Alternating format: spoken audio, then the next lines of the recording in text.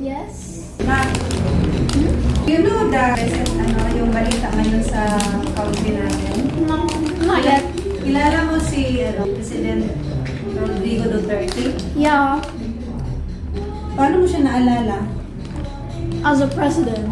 Okay, so I have news to tell you and I wanna know, actually a lot is asking me ano daw yung reaction ko or stand ko sa nangyayari.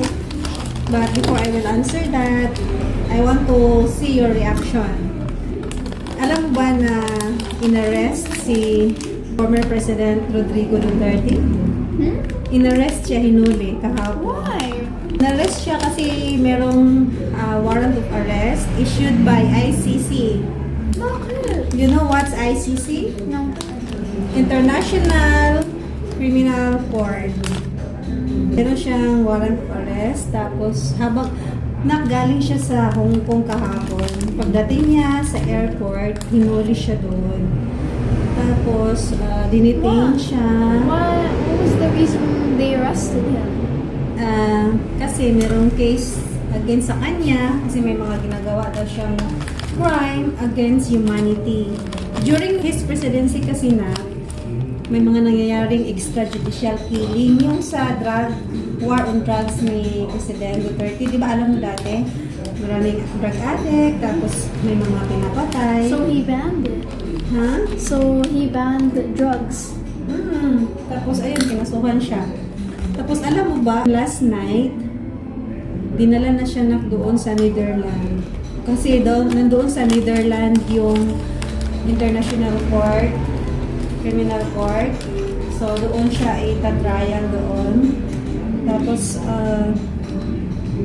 at alam mo ba na ang mga Filipinos, iba't ibang reaction, may mga natutuwa na hinuli siya kasi daw justice for those who are killed during his time, and may mga umiiyak naman kasi during his presidency mas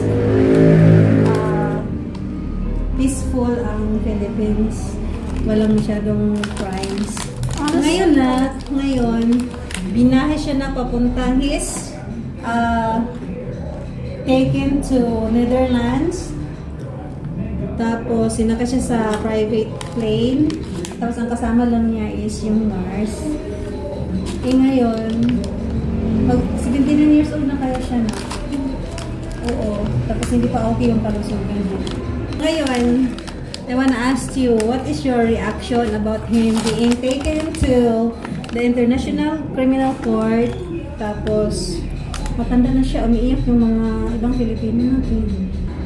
To be honest, I really feel bad about him, guys. He's a really old person, and I have to admit, he was a nice president. Like, he was a true leader, and I really appreciated him as a president, even though I didn't really know much about him, but it was peaceful while he was here. So yeah, I really hope that nothing bad happens to him. So yeah.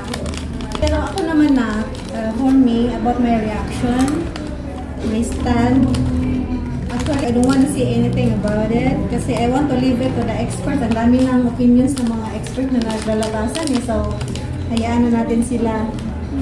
And isa lang ang masasabi ko, sana masunod yung tamang legal process in handling the case. And then,